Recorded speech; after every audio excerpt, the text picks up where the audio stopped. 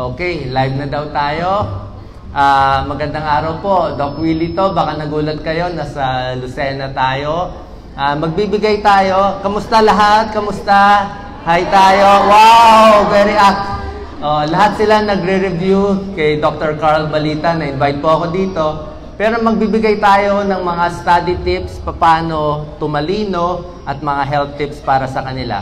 Unang-una, dapat tama yung pagkain natin. Alam nyo ba, mayroong mga pagkain pampatalino. Gusto ko yung kinakain nyo, yung makukulay. Mas maraming kulay. Sabi nga, eat a rainbow eh. Yung mga kulay, mga carrots, kamatis, o very green, o very violet, talong, pwede rin. Saging, yung puti. So, dapat makukulay, maraming mga antioxidants. Second, kailangan may protina para sa utak, isda. Ang mani, brain food, okay?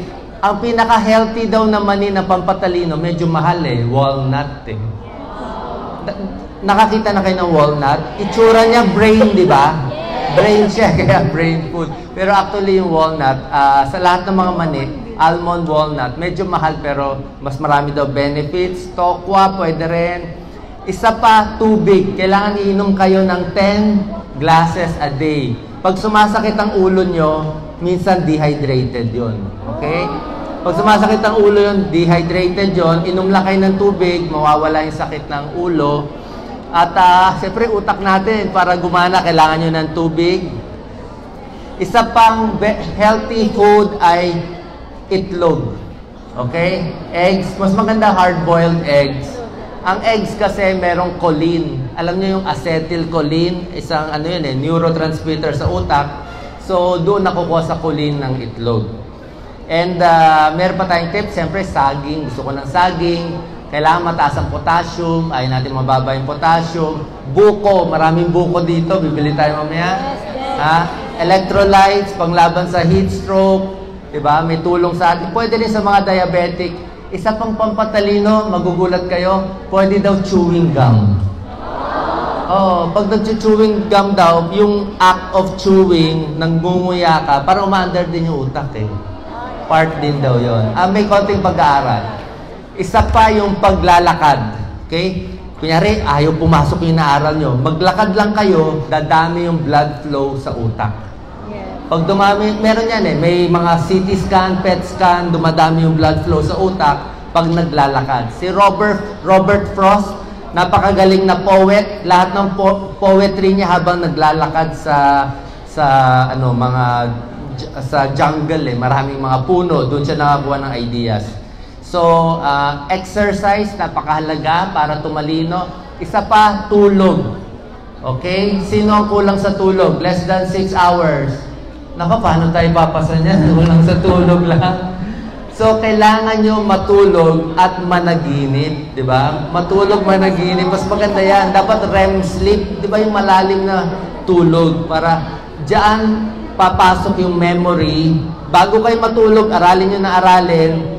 Pag tulog nyo, pag gising nyo, naka-imprint na yan sa utak nyo.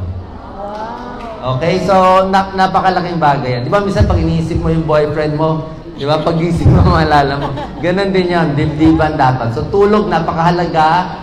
And, maraming kababayan natin anemic eh. Actually, 40% ng kababayan anemic. Kung anemic kayo, pa-check tayo ng CBC, hindi kayo pwede anemic. Kung kulang ang dugo, paano kayo makaka-exam? Kulang ang oxygen, kulang ang blood flow.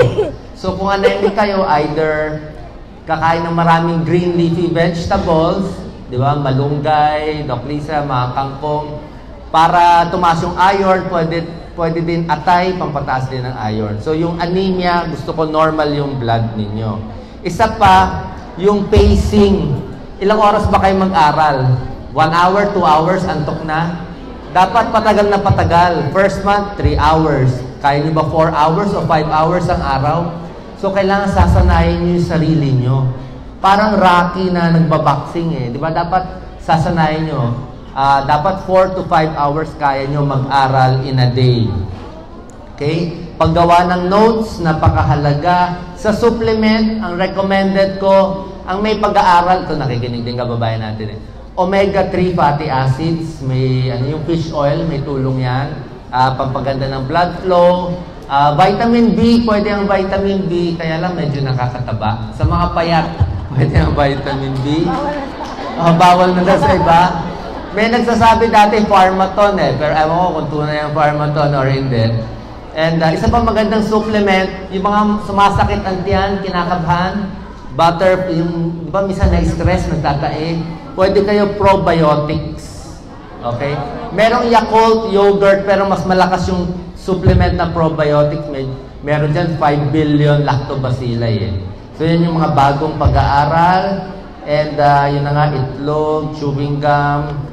And kailangan may focus kayo, di ba? Tapos lastly, kailangan may inspiration, di ba? Meron ba kayong favorite movie na pinapanood, yung magagaling na teacher, di ba? Meron dyan, may palabas si Robin Williams, mga Seize the Day, or ano man mga gandang movie para ma-inspire kayo.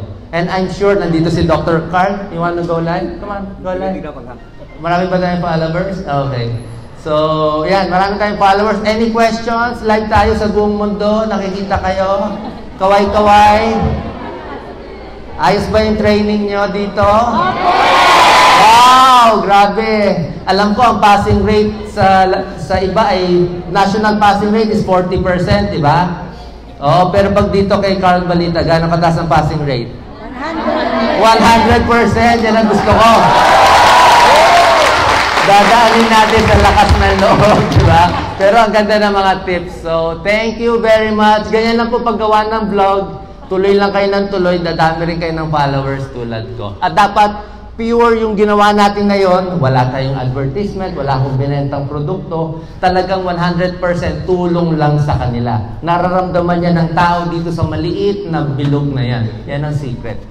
So, ang tingin ko dyan, hindi cellphone. Ang tingin ko dyan, may mga kababayan tayong mahihirap na gustong-gusto ng health tips ko. Kaya kinakausap ko sila directly sa bilog na yan. Yan ang secret ng pag-vlog, pagkaroon ng maraming followers, at ngayon nga sakit ng ulo pagtakbo. God bless po. God bless. Thank you. Thank you.